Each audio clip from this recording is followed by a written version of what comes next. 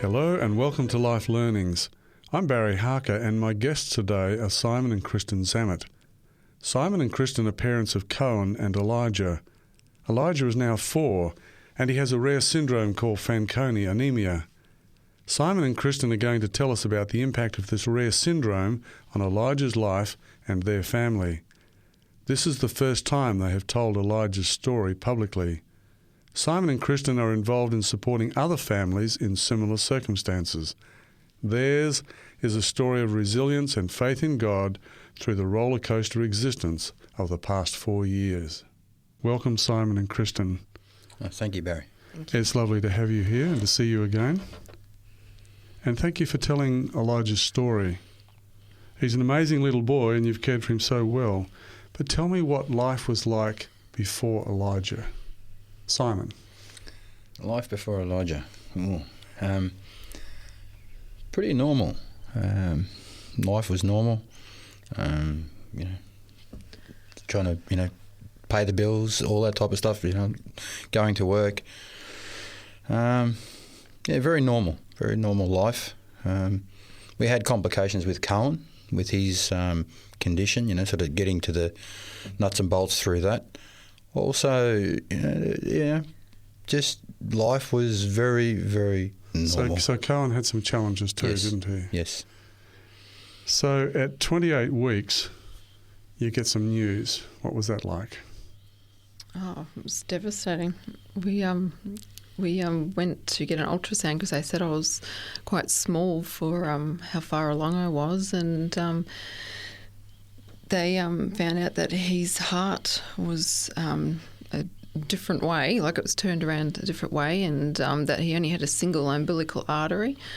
And we didn't really fully understand the impact of that until they sent us to Brisbane, to maternal fetal medicine there, and we didn't sort of think anything too bad at the time. And then when we got there and they ultrasounded us and they said that they believed he had trisomy 18 and that we were literally told that he probably wouldn't survive much after birth, not long after birth, and that we'd have to go home and prepare for a baby that probably won't survive. And we were totally devastated, and we sort of were trying to console ourselves and hold it together, getting through all the people in the hospital and home. We were just absolutely shattered because we'd, lost 3 before, and this was, we finally, had another baby, which we were, it was a long time in between having Cohen and Elijah, and so we were quite devastated. And I just remember going home, and for that 2 weeks in between,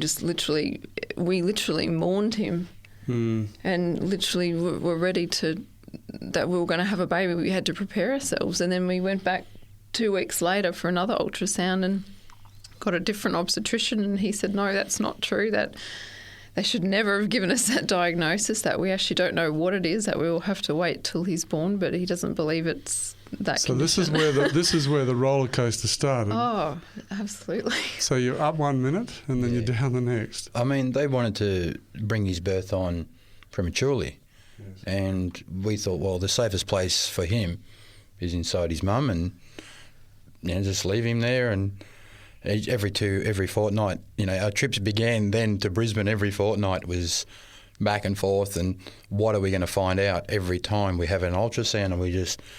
I think I've never held my breath for 2 weeks. That's what it felt like, holding your breath for 2 weeks and getting a result, and you're like, oh, okay, through that hurdle, the next one, and that was for a few weeks. That was. So just to put some context around it for our listeners, you were living at Witter, which is near Mullaney. Yep.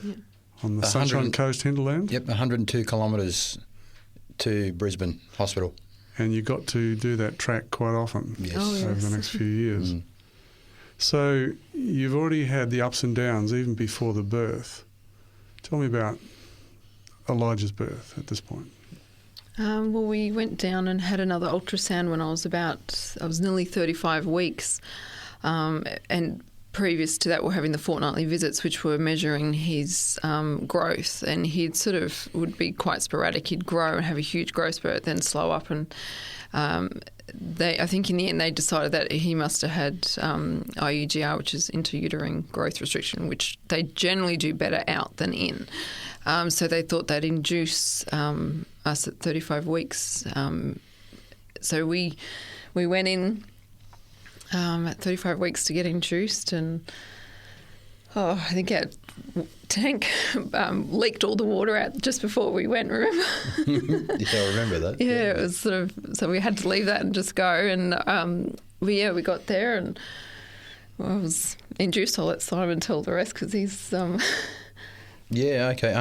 From that point, I think it was about...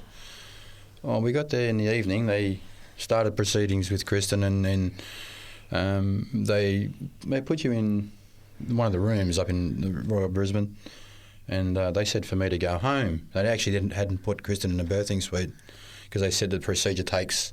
Could be a few days. A few days. And so I stayed at a mate's place in just in the outskirts of Brisbane on the sort of east side, and we just stayed in touch with each other through the evening, and then I just said, no, I just had enough. I was just heading towards the hospital. And then on the way in, Kristen rang me. She said, are you on your way in? I feel like I'm giving birth to the child. So I said, well, talk to the nurses and everything. So she had. I got there, Kristen was in the birthing suite. They actually didn't believe I was actually in labour. That's why we had the issue with Simon not being there, because I had had a previous child, but because I was so far not ready to have a child, they believed it would take a couple of days and a few inducements, but it didn't. But from that point, when I got there, I went into the birthing suite, and there was Kristen, heavily in labour. Spoke to the female doctor. We chatted briefly, and then the doctor was walking out the door, and she just said to Kristen, how do you feel? Do you feel like pushing? And Kristen's like giving her the thumbs up. And seconds later, Elijah was born. And he had complications breathing. So, well, they'd actually, because they didn't believe I was in labour, they actually gave me morphine and a sleeping tablet. So that's one of the reasons he wasn't breathing properly when he was born. So then they hit the emergency button, and I tell you, I've never seen about a dozen people come running into a room, fill up a room. The response was incredible, and so they intubated Elijah to help him breathe. There was some interesting specialists there, and all the way through that, I spoke to Kristen, and then I went over to Elijah when the doctors were with him trying to intubate him, and I asked the nurse if I could hold his hand, and so I was holding his hand.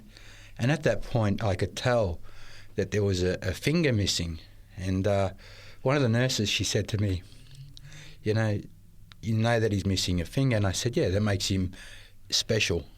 And so from that point, we walked him into NICU. And from that point, I just made sure that he was okay there. He was stable.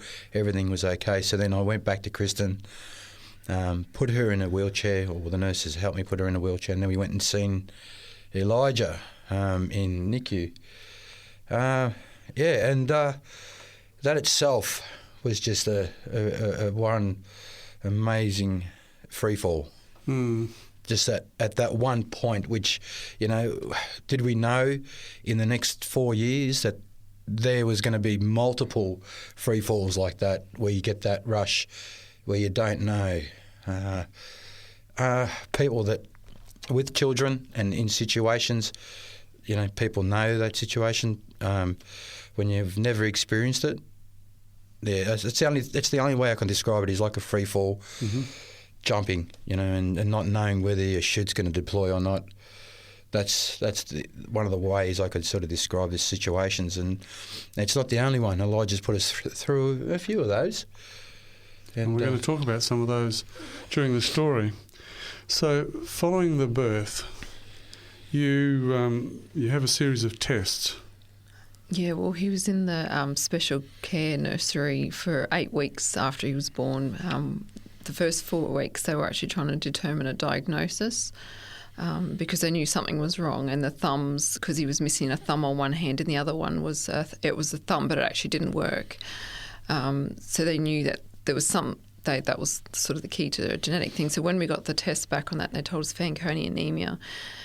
And then that was quite devastating. I still remember the meeting with that. And then after they diagnosed him with that, they also found that it was like every day they were finding something else wrong with him. Like he had shallow hip sockets, and they said, he may not walk or crawl. And then there was the radius, the shortened bone in the radius. His kidney, he's only got a kidney on the left side. And, and then we found out he was deaf, which we thought we knew one ear canal was closed and that his ear was small, but we didn't actually realise that he was actually deaf.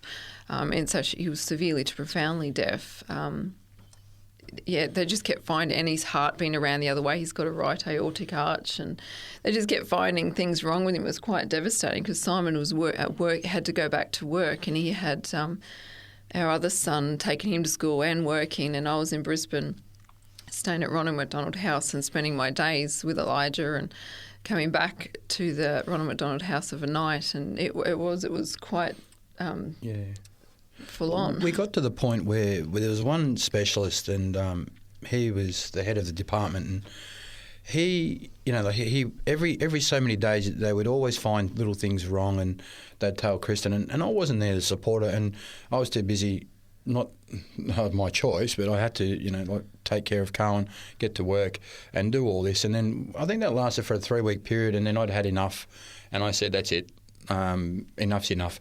I gave up work. Well, I didn't give up because I was self-employed, so I just stopped working for the builder and focused in on my family. And this one day, this specialist, he rang me up on a he actually even said on a man-to-man level, not a doctor to patient sort of privilege type thing. He said, we've got the diagnosis, because we did ask them, do not tell us bits of stories or what you think. We want clear, decisive diagnosis for what's going on, because this is quite severe, and he understood that, and so he always restricted anyone telling us but himself. And then one day he rang me up and he said, I've got to tell you that your wife's going to need support today because we've got the diagnosis. And we did. We come into a room no bigger than this probably, and it was pretty confronting. We had hematologist specialist, we had a paediatrician specialist, we had a head of nursing, a social worker. So this is pretty daunting stuff. We knew it wasn't. And we good. just, by looking at these people, we're thinking, who's in the door next? You know what I mean? And it was only a small room, and then they revealed the syndrome to us, and the first questions that come out of my head was, is it fatal?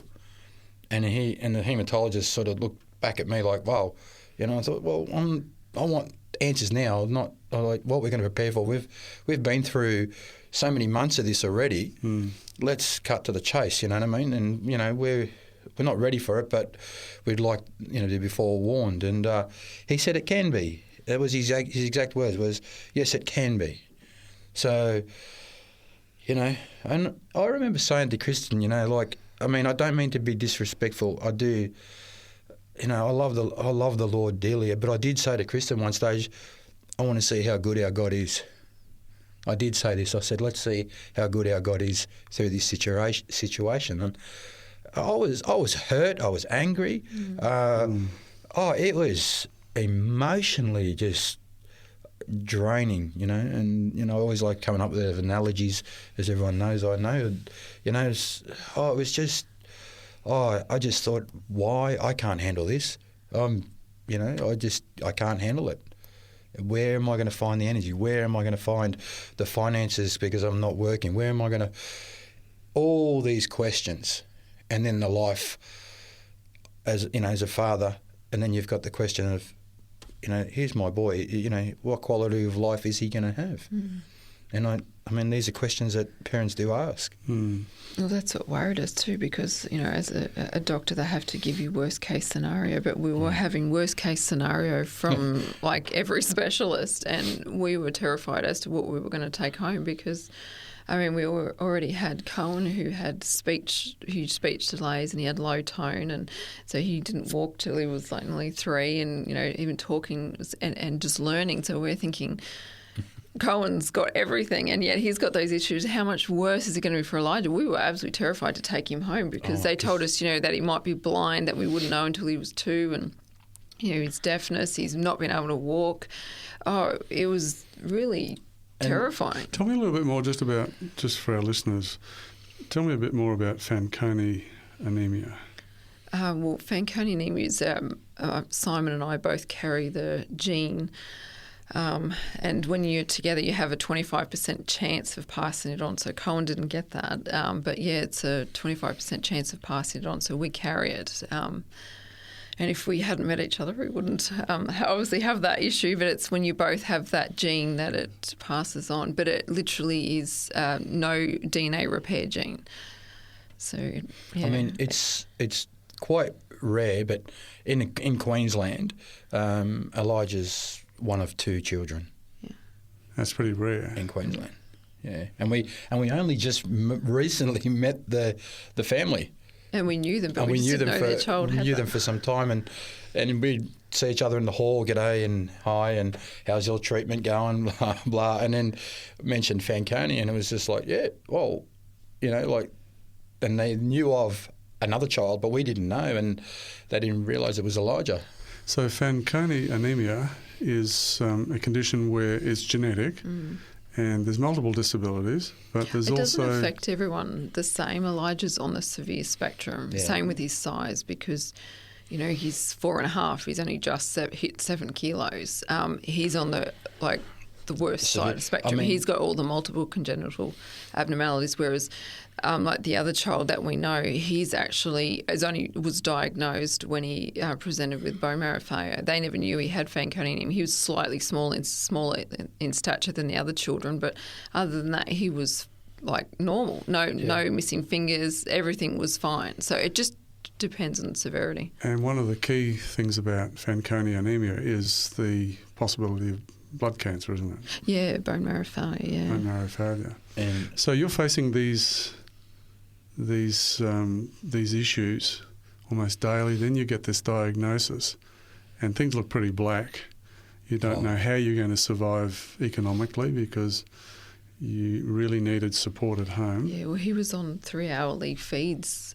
He had a nasal gastric tube. I'd breastfeed, and then I'd have to express and then top him up because he was having feeding issues because he had a stridor. And what's a stridor? Oh, sorry. It's like he's got like a floppy airway, so it sort of collapses as you sort of breathe in a bit. So he was sort of getting fatigued as he was feeding. So I'd breastfeed him, and then I'd have to express and top him up. And if I didn't have enough milk, I'd have to top him up with extra milk. And because he was so small and struggling to put weight on, I had to do 3-hourly feeds for it was 18 months, and I was exhausted. It was 24 hours a day. So Simon had to be there just to help because I had Cohen as well as Elijah. It was just, I was too tired. Tell me about his first operation. That was the vascular ring, wasn't it? Because his heart's around the other way. Apparently when a child's born, there's certain valves and everything, parts of the heart shut down and open up, all these type of things.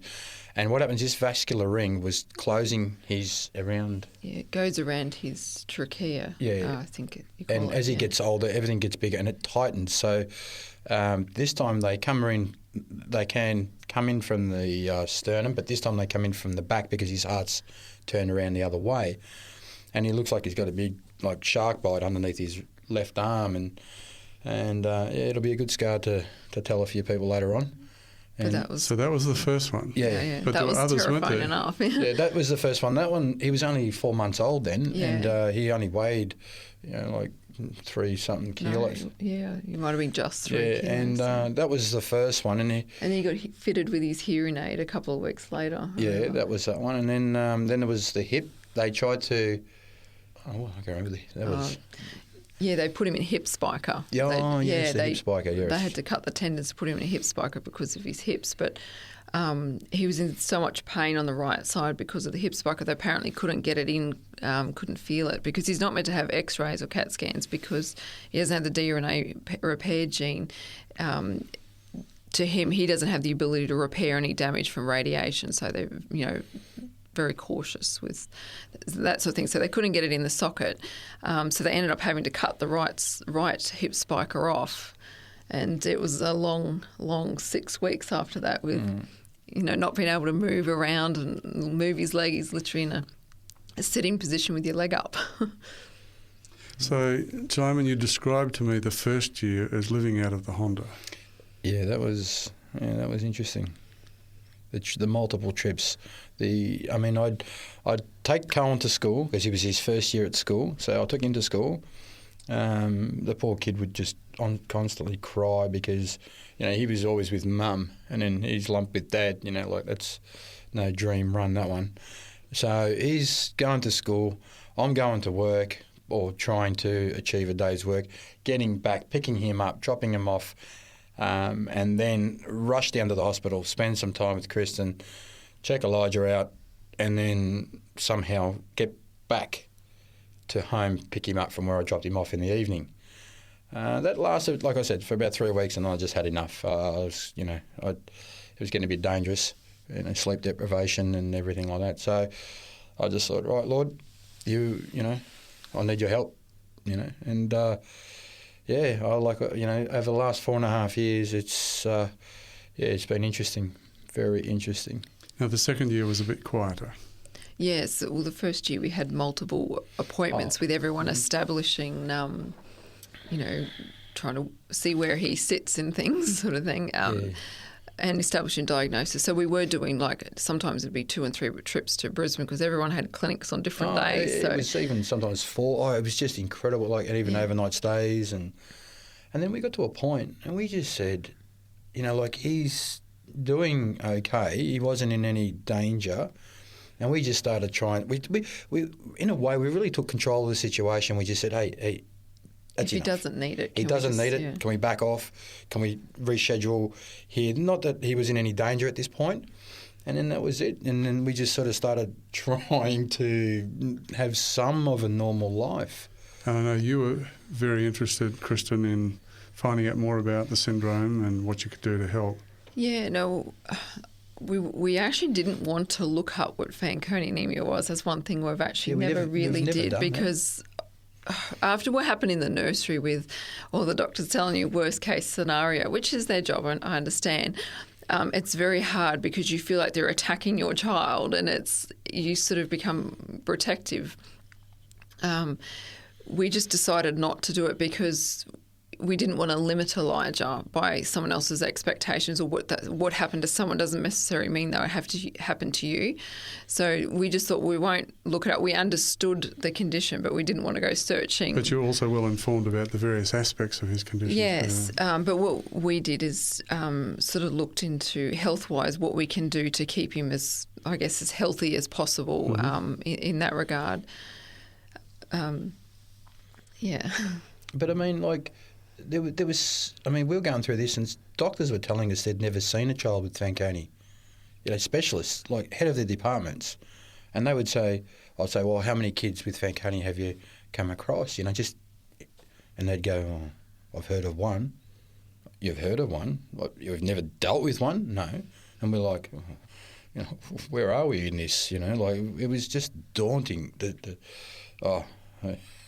How many nights, we would just sit there and look at him and go, where are we, But after the first 18 months, because of the weight battle, it was hard with everyone was trying to push him to put weight on, and he wouldn't. I could force that much milk down his neck, but he would not put weight on. And in the end, we just sort of said, look, we're going to take the tube out because they wanted him to eat, and he wasn't eating because he was always full of milk.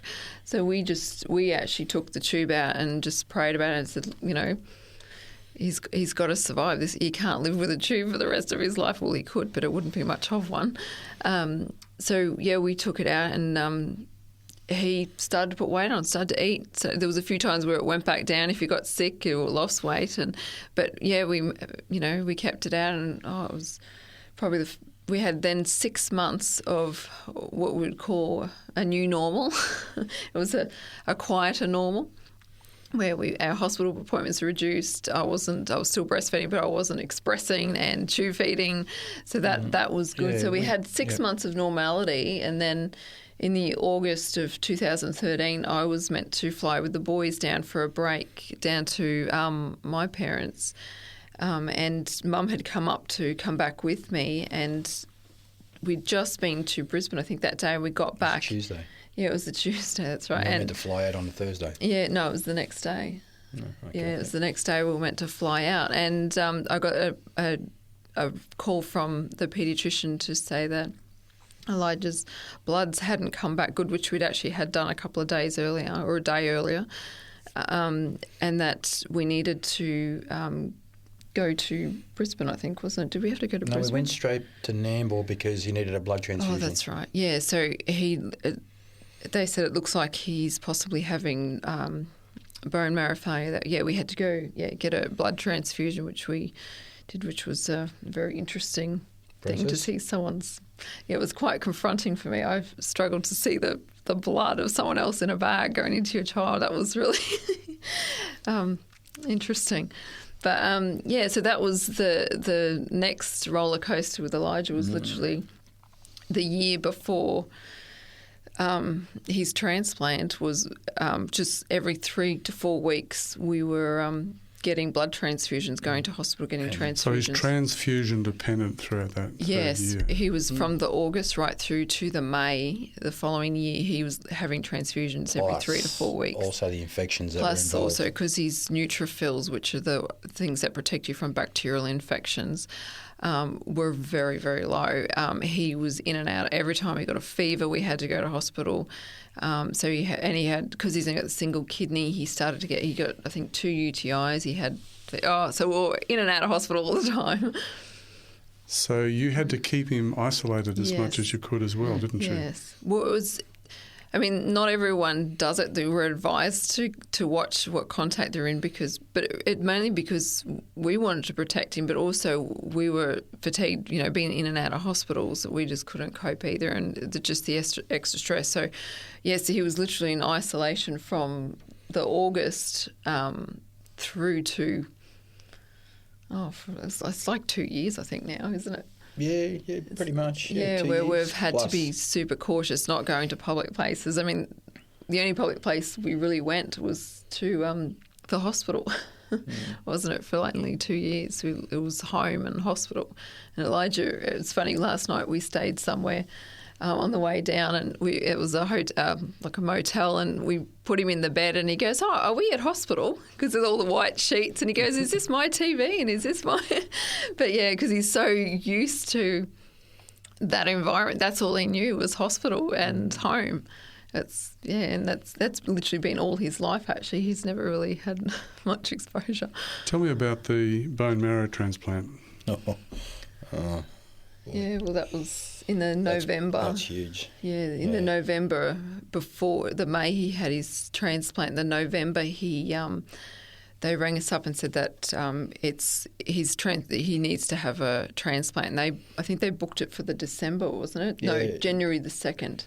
Yes. Yes, it was booked for January 2nd. So we were quite worried what to do. Actually, initially we didn't know whether we would actually even go through with it because they didn't give us very good odds. No. They were sort of a bit hesitant as to what odds to give us. So they said it was actually our choice whether we wanted to do it or not. Whereas if you got a good prognosis, you sort of don't have much of a choice to go ahead with the child. But yeah, so we didn't know what to do. And I remember after a while I think we spoke to a good friend of ours, and she said, well, either way, whatever you step forward, if God will bless you whatever way, you choose, you're better off choosing something that is an option. Whereas they said if we didn't do the transplant, he might live a year transfusion dependent, but he'll probably die of an infection. That's what we were pretty...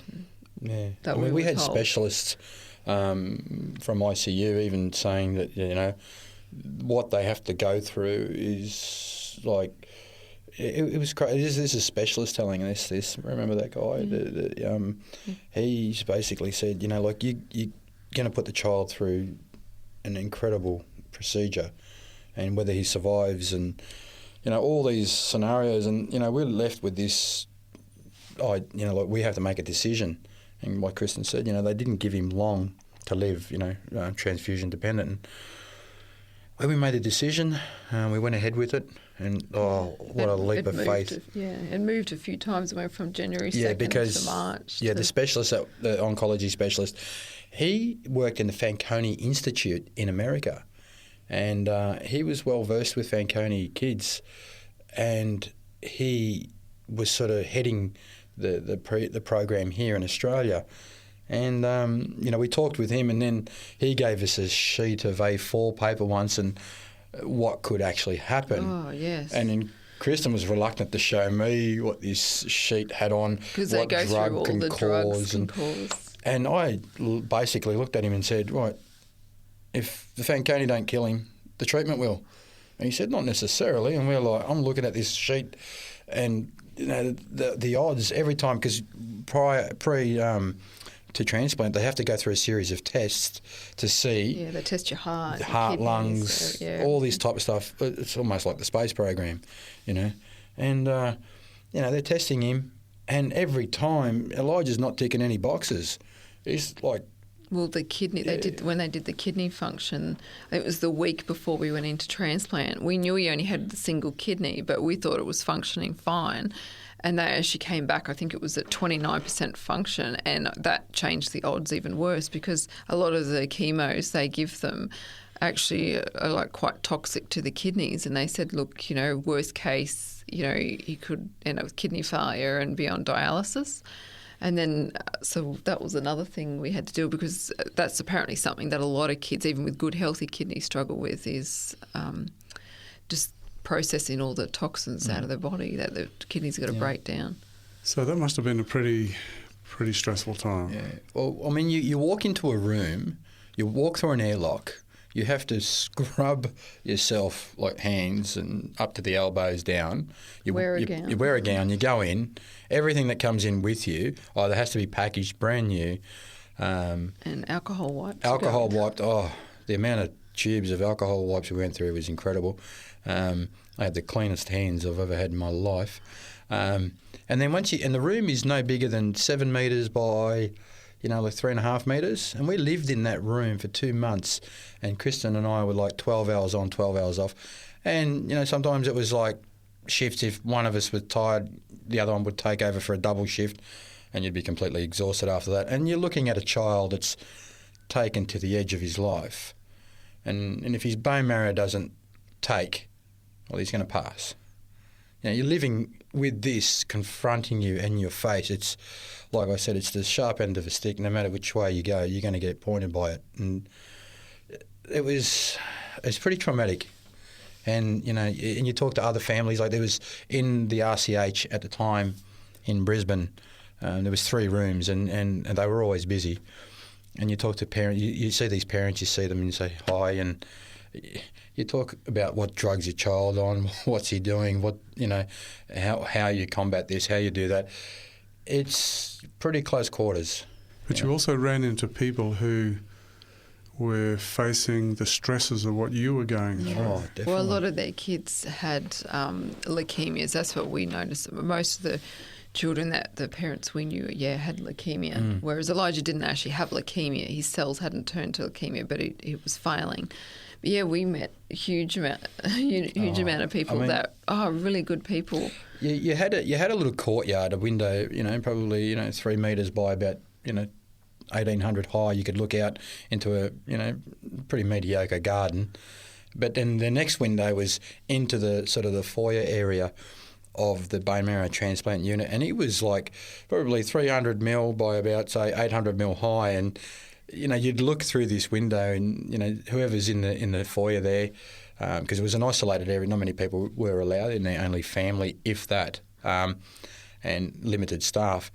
And you'd look through this window and you'd sort of try and look and see somebody. And I remember one time there was Chloe, and she was walking around with a she was the girl next door. Yeah, the girl next door. She had leukemia also, and she was allowed out. She was at a different stage of her transplant. She was walking along. She had her lines and everything hanging out of her. Central lines. And Elijah looks through the window, because I've got him, and he looks at her and he sees her with lines, and he's like, "Oh, Dad, like she's got lines like me."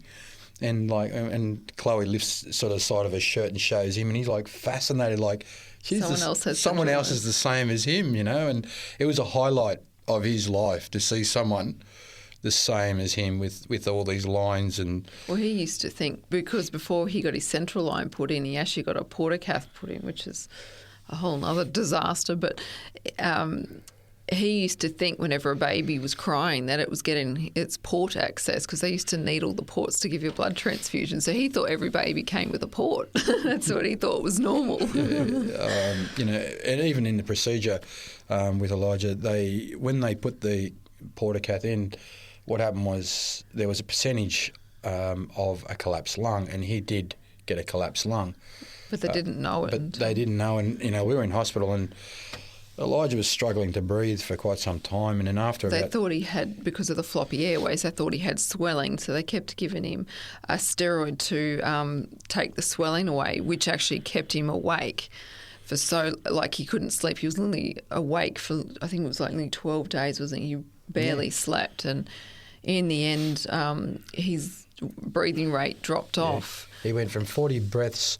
Well, it was in the middle of the night, about 2 o'clock, and I walked out and I said, he just doesn't seem right. And I called one of the nurses and I said, Kylie, can you come and check on Elijah? I just don't think it's right.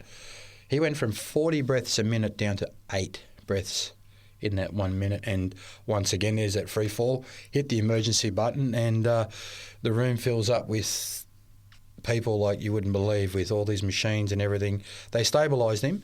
They took us down to ICU. We were in ICU. We're about half an hour out of a procedure where they're going to give him a tracheotomy. Not the tracheotomy, the scope. Oh, yeah. So they were going to do that procedure, and within half an hour of that, he actually stopped breathing, and they resuscitated him, and they kept in front of us while we were there, and in ICU, and they were bagging him to keep him breathing, to keep open the airways. And once again, at that point, we're in this small room with a specialist, and he's telling us about palliative care, and it's not worth it. Let the little guy go, and we were like. Well, they were concerned because if they gave him a tracheostomy, going through a bone marrow transplant, a higher risk of infection. Yeah, and all this, and they didn't know. They said, look, we don't know what the problem is. We don't know whether he's going to come back or whether he's going to come back with a tracheostomy or what, because he was exhausted too, not for sleeping for that long. Yeah, so they intubated him for 5 days, and then after the 5th day, they pulled the tube out, and they put him on high-flow oxygen, and he was fine after that. Yeah. Tell me about him today. Describe Elijah today. He's 4.5 years of age. He's full on, crazy full on. It's like he's making up for all the years he didn't feel well. He's just antagonises everyone. Cohen teases him. He's just, he's full of being, but happy. So happy. Considering what he's been through, you would never ever pick it. He's just happy. Isn't he so? He's probably the happiest person I know. To him, we only recently had to go to Brisbane for something, and he thought, because we're going to Brisbane, he thought we're going to hospital. And we said, no, we're going to go see someone else. And so we went, seeing the other people. And he, honestly, he's sharp, very sharp, full of energy. He's got a bone marrow that works. He's growing for the first time in a long time. He has...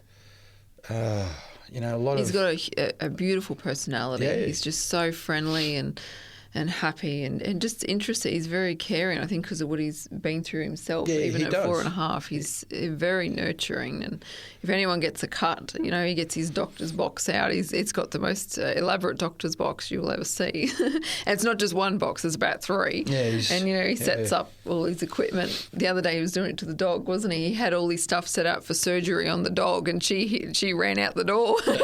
Didn't want part of that. He loves life. To him, there's nothing wrong. He just wants to get out. He hates being cooped up. Every now and again, he'll go, "Am I sick? I think I'm better." That's what he'll say. That's what his thing is. He thought that. Yeah, he's incredible.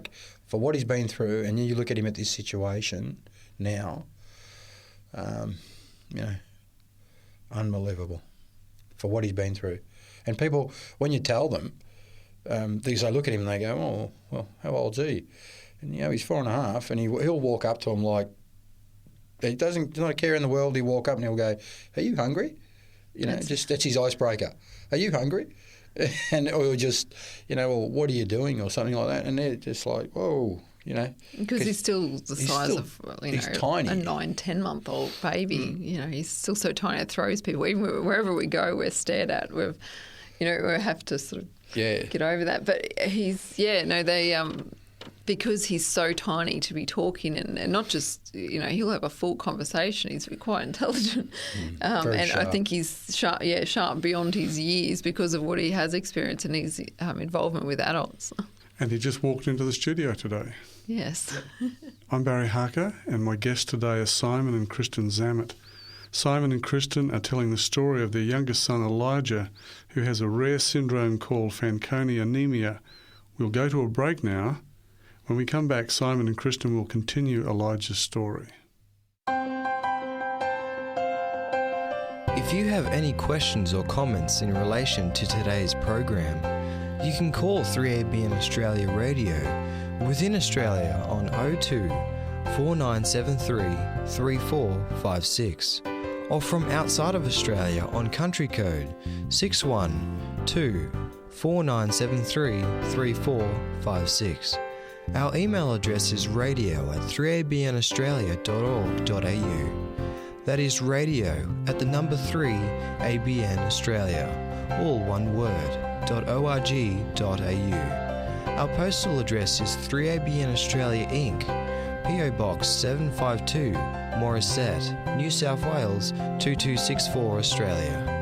Thank you for your prayers and financial support.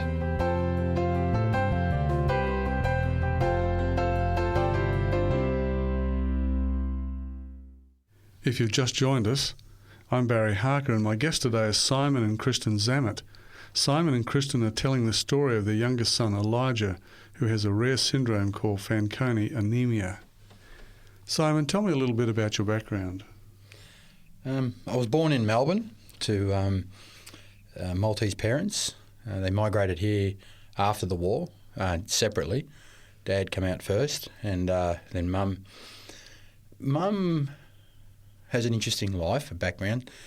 During the war, she was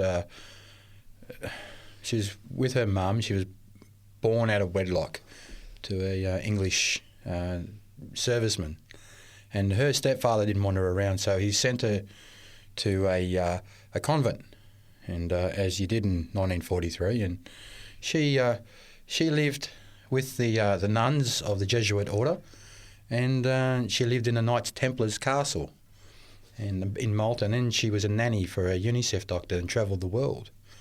And then at the age, I think, of about 17, 18, she migrated to Australia. And, it was interesting. You listen to Mum's stories and even Dad's stories of the war and all that. Living in Melbourne, I got one older, one younger brother. Then at the age, I think, of about 23, I migrated myself to Queensland. And I thought, wow, the sun shines up there as opposed to Victoria. So it's been an interesting time. Where did you meet Kristen? I met Kristen at church. That's another story altogether. But the Lord is good. He's led me. Sometimes I've been willing, and a lot of times not. But He has a way of teaching me and showing me ways in life, and it's very, very interesting. Very interesting. Kristen, what about you? I was born actually in Gosford, and my family travelled a lot and we moved a lot. I spent a lot of my younger years in Stanthorpe, and then from Stanthorpe we moved to the Sunshine Coast when I was about 15. I met Simon at 16, and literally we've been together. I think we've been together 17 years now. I think, haven't we? Yeah. So, that's pretty much it for me. Okay. So, with those two different backgrounds, you have Carl and you have Elijah. Mm-hmm. What impact did Elijah have on your spirituality, your Christian experience, your experience of God? Wow. Huge. I think if we didn't have him, we would be different people. I don't even know. I think, if anything, having him actually brought us closer together as a husband and wife, didn't it? Definitely. the way that, as much as we hated it and we hated seeing our family go through what it went through with Elijah, and we hated seeing him suffer, I would never ever change it, because I know that through it, it drew us closer to God. It made us more dependent on God, and it really increased our faith and trust in God. Like every time Elijah was, when he was neutropenic and we were going into hospital, and the fear would build up, because you think, oh no, we're going to go through this, the whole packing and not knowing, and what are they going to do? And it used to overwhelm us. We'd get snappy with Cohen and with each other because we were all this fear. And I think God allowed that to happen to us, increasing our faith prior to transplant, because what we went through in transplant would need so much dependence on God that those hospitalisations leading up to it was like a faith thing. Each time we went in, we'd trust the God a little bit more and a little bit more, and it was we were the work in progress, because we were terrified initially, and we didn't trust God with Elijah. It's like we kept holding back, thinking we could protect him, but it wasn't until towards the end, just before we went to transplant, that we actually learnt to surrender Elijah's life completely to God. And that, I used to picture handing Elijah to God and going, he's yours, you take care of him, hold him in your everlasting arms. And it's the only way I could actually do it, because I kept wanting to grab him back and trying to do something better myself, which we just can't do. So you're really saying to me that Elijah's life, as difficult as it's been, has been a positive influence on you both? Absolutely. Definitely. Yeah. Definitely. And you've also had a positive influence on the lives of other people too, because you were coming across people in hospital who were in dire circumstances, the children and the families needing support, frightened like you are, anxious about what's going to happen next, not knowing what the future holds. Yeah. What opportunities did that give to you? It's like like I was mentioning in transplant, you'd see this little window where you get an opportunity where if Kristen took over a shift, and then I'd come out and I'd walk into the parents' lounge. And I remember one situation, there was a family, or just the father there, and he's got his hands in his forehead and he's just holding his head. And I said, "You okay, man?" And he's looked at me and he goes, "No." He was quite abrupt. And I thought, right, you've got some bad news, And I said, "Okay." I said, "Do you want to talk about it?" And he said, "My little girl at 10 weeks has AML leukemia." And I said, "Okay." And he said, "Oh," and then he just calmed down. It was like it calmed him down in this situation. And we started just chatting about general father things. And he said, "Oh, where are you?" And I said, "Oh, I'm in transplant at the moment." And I explained to him a little bit about Elijah's story. And then once I told him that, it was like all right. It was like a passage to be there, like a free ticket, if you'd call it, a pass to be in that arena, to be there. And he just opened up to me, absolutely opened up. And I asked him his daughter's name. It was little Matilda. And I said, I'll pray and I'll ask my church people to pray for you. And, and we talked. And when the conversation, he said, "Would you like to meet my wife and my daughter?" And I said, "Yeah, I would." I said, you sort of can't meet us because we're in transplant, we're in isolation type thing. So I met his wife and daughter and had a chat with them, and I just said I'd pray. And when I went back to the kitchen later on, there was another lady there. She was an Aboriginal lady, and she said, "I heard you talking about prayer." And I said, "Yeah." And she says, "Would you pray for my daughter also?" And I can't remember her name. And they were from up in Cairns. And the little girl, 4-month-old, she had cancer in the eye. She was having her eye removed. Mm. And every time I'd see her, she'd say, "Oh, thanks." And that's situation. That's just a drop of the ocean to the amount of people that we've met and talked to. It gives you that opportunity to talk to people. Often ringing yourself and giving you the long list of names to pray for, for church and stuff like that, because it touched our hearts, because we knew it wasn't just us that was suffering. It was horrible. And I remember saying to Simon, the angels must weep in those hallways with the hurts and the horrible things that go on there. And it's sad, very sad with what's going in there. So through all that sadness, you're still getting the opportunity to support other people.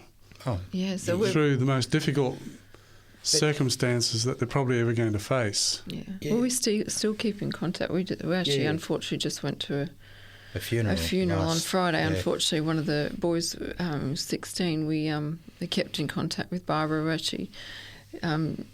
We spoke a lot, about Christ a lot to her, and we actually gave her a Bible, and she was reading it. But unfortunately, her son passed away the other week. He was 16. He had 2 bone marrow transplants, but unfortunately, he didn't make it. And that, to us, it broke our heart. And we've prayed for, Ben. If you said to me, you asked me the same question 4 years ago when Elijah was born about the situation, honestly, I would have possibly been maybe angry. Why, God? Why this? Why that? And all these things. And then one night it became apparent to me that who are we witnessing to? Why is this happening to us? At 2 o'clock in the morning, Elijah was unsettled, all these things. And it became apparent that God was calling us closer to him, to trust him and no one else. And from that point on, I think as, the penny dropped with us, it was like, well, God's got us in this situation. He's just allowed these things to happen for other people. Because otherwise, the people don't, if you haven't been through the situation, people will not talk to you or open up to you at all. They will not. They know. They just don't believe you understand. Yeah, that's the first thing a lot of people go, they say, family, friends, no one gets it unless you've been through it. And that's the first thing a lot of people say. And when you do get it, and, we know our situation is like, if we go here or we go there, give us the opportunity to share what God's done for us in our lives and the trust. If we get the situations down, we just know that the Lord's been by our side the whole walk of the way. It's increased our faith as well as, we hope that we've, planted some seeds in other people's lives that the Holy Spirit can work on. Because I know even when we were in transplant, as stressful as that was, I know a lot of the nurses used to call it the happy place because they used to love to come in and chat with us. And I believe that the Holy Spirit present was there and that they could feel the difference. So because it was as horrible as it was, it was good. But we had a lot of good people, with the nurses and doctors. You're in this room, 7 by 3.5, and we had a nurse with us literally 24/7, and what do you talk about? You know what I mean? You share your faith, and a lot of people are out there asking questions. You look at what these kids go through, and you do question, your mortality. So you can see some purpose to all of this now. Oh, absolutely. We would never take it back. I mean, Never. It's strengthened our marriage, our family, our faith, and just our compassion for other people. It's made us understand and more compassionate other people's needs. And if God can use that to some purpose, then, we are totally open to it because would hate to think that we went through it just for ourselves. Simon, tell me the story now of Proverbs 8:6. This situation, it happened well before Elijah was born. I'd say about 5 years or so. Middle of the night, I hear Simon, and I'm like, I thought it was my wife calling me, and she's fast asleep, and I thought, thinking to myself, I'm not getting up. So I tried to go back to sleep, but I couldn't. So I got up, and Proverbs 8:6 come to my head, and so I went to my Bible, I opened it up, and it opened up on the page, and I read it. And when I read the words, it made me very emotional, extremely emotional. And I couldn't understand why. The situation in my life, everything was going good, but it just made me emotional. So I look at that now, 5 years down the track, and I just look at the excellence, and what it says in Scripture. Read it to us. Yeah, I'll read it to you. Hear, for I will speak of excellent things, and the opening of my lips shall be right things. And I look back at that now, and I just see what the Lord has done for Elijah. I mean, he's never had a good prognosis of his life.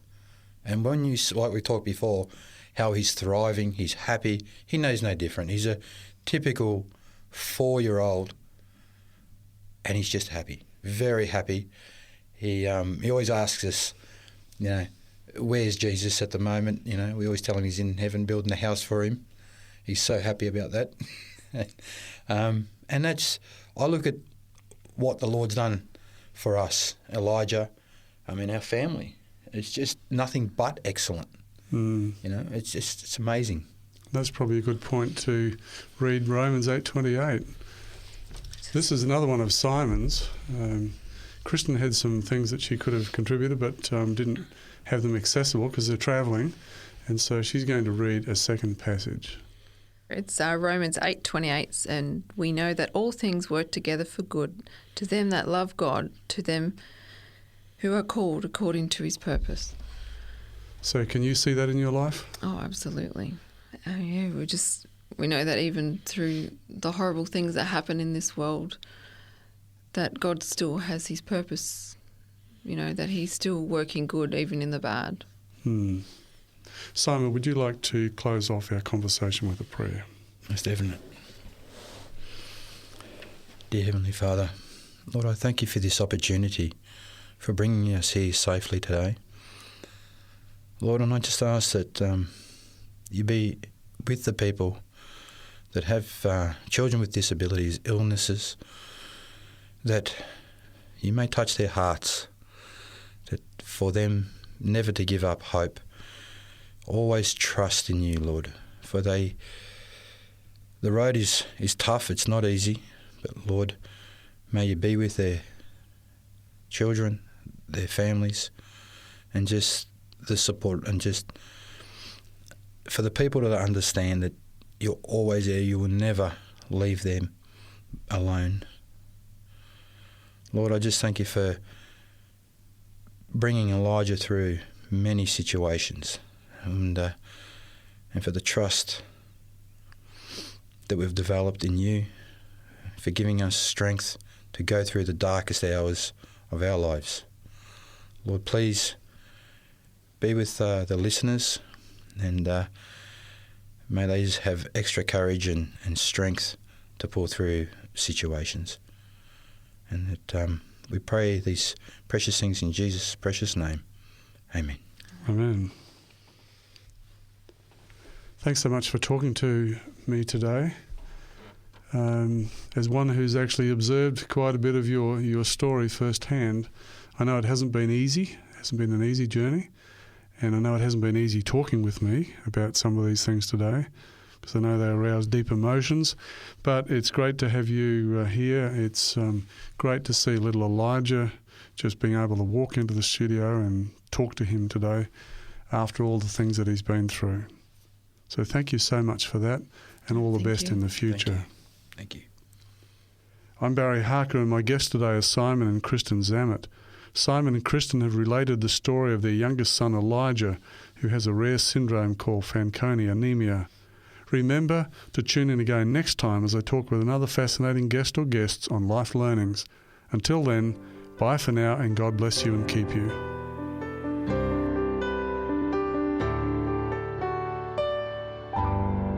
You've been listening to a production of 3ABN Australia Radio.